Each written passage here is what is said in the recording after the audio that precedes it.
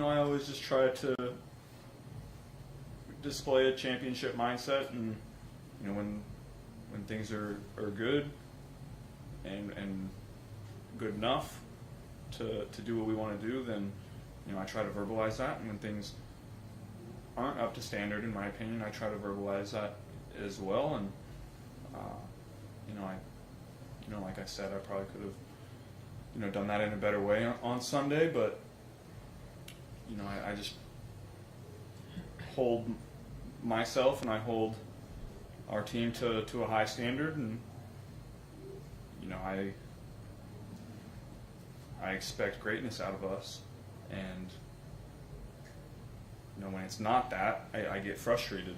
When it's not that from myself, when it's not that from everybody, I get frustrated. And it started with myself on Sunday. I got really frustrated at the turnovers that I was having, and then we piled on top of that with some mental mistakes, both from myself and from everybody else, and so that was frustrating. And we still did some great things. We put up 31 points on one of the top defenses in the league. We didn't have the ball a ton in the second half, but the first half we were moving it, we were hitting explosives, we were putting it in the end zone. So there was a lot of really good, but also some that wasn't up to standard. How much for you has this season been about making sure that you kind of communicate what the standard should be for everybody in the building, that making it crystal clear, this is what I expect for us to be able to do week in, week out over the course of the season? Yeah, you pick your spots to do that. It's been good enough in spots. It hasn't been good enough in spots. 6 and 8. It's obviously not good enough for where we want to be, and we're growing and improving. The young guys are starting to make some plays, so that's exciting. We just got to continue to grow and improve, and control what we can control, and see where the rest plays out. We see Jen with Lou a lot in practice. He'll always make a point of moment, saying hello, or just kind of have a conversation. What's that relationship been like for you over the years as you've gotten to know him? I love Lou. He's been great for us. He's a good friend of my family. He's a great friend to me. We talk about football, life, lots of different things, and he's one of the best coaches in the game. He's proven that. It's been a tough year. It's been a tough year for everybody involved, but Lou gets the best out of guys. He brings good energy. He's fun to talk to. I got a lot of respect for him. Joe, what's your biggest takeaway from the first matchup with the Browns? Did some good things and did some things we wish we had back. I don't believe we turned the ball over that day. That was a positive. You can't turn the ball over against that team. Defense came up big that game. They played really, really well. We got to hold up our end of the bargain on offense. This week we got to limit 95 from wrecking the game. He can if you let him. We hit some plays. We got to hit some more. What would it mean to sweep the Browns for the first time in your career? It would just mean we want to know this week, one step closer to finishing the season how we want to. You were talking about a few weeks ago about how maybe last week, how the injury to all was kind of changing, the running game. And what you've gotten from Chase is almost kind of the way you use him in the pass game is almost kind of like you are running the ball out of 3 receivers and stuff like that. Is that you kind of envision how those throws are to Chase a little bit, extension of the run game? Yeah, our quick throws we feel that way, but I would also say our run game has really taken a step over the last several weeks. Chase is running hard. Our line is really run blocking well. We've had some explosive runs. Chase is breaking tackles and making plays in the run game and pass game. So that's been a very positive sign for the last couple of weeks. It's not just your body language, but Caleb Williams always leaves a lot of his force around the way he is on the sideline as well. Do you feel like maybe much is made of quarterback's body language, or is that part of just the position and that kind of how you interact and how you are on the sideline that says a lot and gets interpreted to that point? Yeah, it's an emotional game. I try to be as even keeled as I can, and when I have to be, I am. But when the game's out of reach and we aren't doing the things that we need to do, in my opinion, then I'm going to get frustrated. Like I said, we're competitive people. It's an emotional game. We're leaving all we have out there, and sometimes things get a little heated. That's part of the game. You've seen that from everybody that's ever played in this league. Nobody's immune to it. Nobody gets sensitive or has hard feelings about it. It's just part of it. When you were learning how to be a QB or studying what it's like to be a QB, was there a guy on the sideline you really admired and a way to take care of yourself? Not anybody in particular, but I remember my dad always talking about people that handle it the right way, people that, we would always watch post-game interviews and he would comment on things here and there. I'm not sure if he was doing it intentionally, but that's something that I remember and, stuck with me.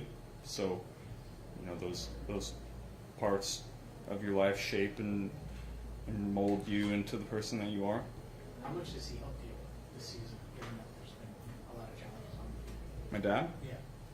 Yeah, my parents are always there for me through good times and bad.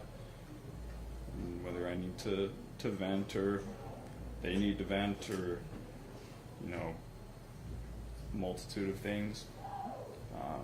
They're always there for me in those tough moments, and I always appreciate that. At what point in your life did you realize how important the demeanor side of it is to playing the position of quarterback? Like, when did you realize that it wasn't just about throwing the ball to the right receiver, and the demeanor side of it was important too?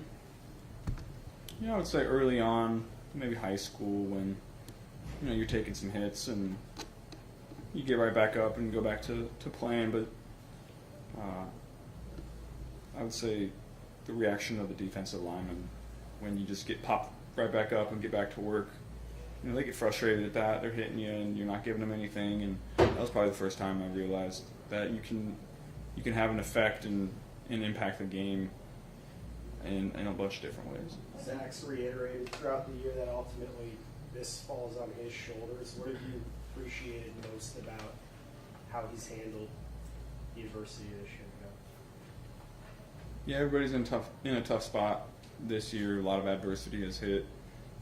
Zach is positive every day, comes to work and gives the best game plan possible.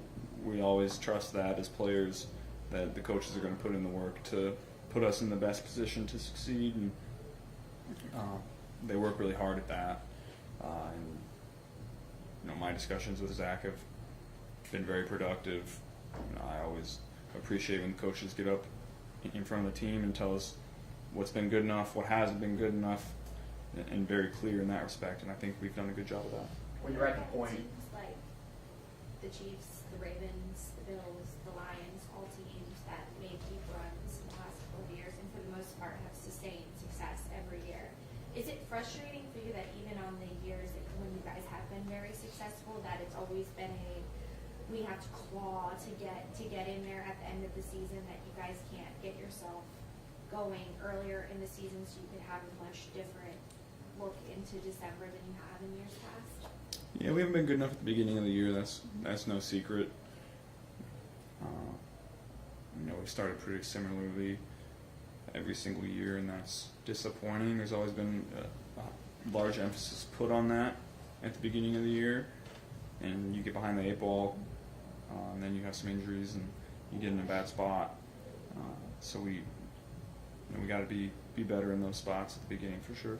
Joe, are you paying attention to what needs to happen around you? Obviously, you need to win out to get to the playoffs, but do you know what else? Big game tomorrow. Big game Very tomorrow. aware. when you're at the point where you're at, where you know the playoffs are on the table, but you know you do need a lot of outside help, how much do you allow yourself to pay attention to what's going on around the NFL? I mean, obviously you mentioned tomorrow is a very big game, but how much do you pay attention to those singular things? You pay attention. Usually just after your game, you go and check. Things happen that you needed to happen. This is the time of year that you're always paying attention to that, whether you're in our spot or whether it's seeding and you're already in the playoffs. You're always paying attention. Do you plan to watch that game tomorrow night? Yeah. Till I fall asleep. A little late for me on a Thursday, so I'll usually watch the first half. Go back to what you said a little bit earlier about kind of being on the sideline. Do you take a lot of pride in not letting folks know if you've been hit hard or like if a hit got to you a little bit? Do you take a lot of pride in not showing that? Yeah, I do. I think you can, like I said, you can impact the game that way. Defensive linemen get frustrated when you get the ball out or you get hit and you get back up and you come back and do it again and continue to take them and you don't react to it. That's frustrating to a defense, and I take pride in doing that. Do When any you- defensive linemen ever say anything to you? Like at some point, is this going to hurt? Like, do they end up making a comment to you over the course of the game? If you mention it? Sometimes here and there, yeah. Back to when you and your dad were observing quarterbacks, who stood out to you? Who was the guy that made a big impression on you as you grew up? We would always talk about Peyton, Tom, and Drew Brees. Drew Brees was my favorite quarterback growing up, and obviously I was a big fan of Peyton and Tom too. And they did it the right way, handled their careers the right way, never threw anybody under the bus, always had the demeanor and that you want to see from a quarterback. And just like I said before, it's those guys get heated on the sideline too. That's part of the game. You can go see clips of all those guys getting frustrated. That's, we put a lot into this. We work really hard to go out and play well on Sundays and put ourselves and our bodies in a great position to go out and perform. And when you don't feel like things are up to the standard, that gets frustrating because we put so much work into this, and emotions run high. It's an emotional game. You mentioned three guys, those three guys you mentioned. You've been they've been in the conversation with you this last month. Does that, has that caught your eye? The numbers you've been putting up have been right there with those guys? I haven't seen anything. I know I'm putting up good numbers this month. That's about all I know. I don't know about any comparisons or anything like that. Do you think your reaction the other day is the same in year 2 or year 3, or do you think part of it is? I think there were a lot of different things that went into it. I think if that's a close game in it till the end, that's not how I'm reacting in that situation. Usually what happens when I get that frustrated is I'm frustrated in my own mistakes to start, and then we have control of the game against a team that I feel like we're better than, and if we're not playing up to my standard against a team like that, then that you have the luxury of being a little emotional on the sideline in that situation because the game's out of reach, and you don't have to go back out there and make a play to win the game. So I think there's a lot of different things that go into it. What was Zac saying to you to try and settle you down or offer perspective? He was just trying to tell me to be happy with the win, and I appreciate that about him because I can get lost in, just like everybody can, you get lost in the adversity of the season. You can't take winning for granted, and I've tried to get better at that, and Zac tries to help me get better at that, and I appreciate that about him. And it's tough for me sometimes. I want to be great. I want us to be great, and on offense, I want us to be perfect. And if we're not, that gets frustrating to me. And I do need to be better at just, if we win, be happy about it. It's hard to win in this league. And I can do a better job of, maybe showing that side of me on a Monday and enjoying the win right after, and rather than letting that boil over on the sideline. Did you ever catch one of the lip reading attempts that themselves are trying to get made? The what? Lip reading attempts in the video? Oh, no, I didn't. This team's been traditionally very good when it comes to not making penalties. Then, like the last 3 games, kind of stick out. Is there anything that you can put your finger on? Or what? Well, that's part of what was frustrating. That's not what we do. We're a disciplined football team that understands the rules, understands the cadence, understands what we're trying to do on every single play, and that's why historically we've been good at that. But like you said, the last 3 weeks we have not. That needed to be addressed, and it's been addressed. In any way, I mean, do you work on it in practice? What do you do? It's just about maintaining focus through every snap, through the entire game. It's I think sometimes when you get into a game like that, you get up late. I forget what the score was at that point, but you have little mental lapses because you're like, oh, the game is won. We're trying to get in the end zone one more time, but like, game's won. I'm ready to get on the plane and go home. And I've fallen into that before. And you just have to maintain your mental focus through the triple zeros on the clock.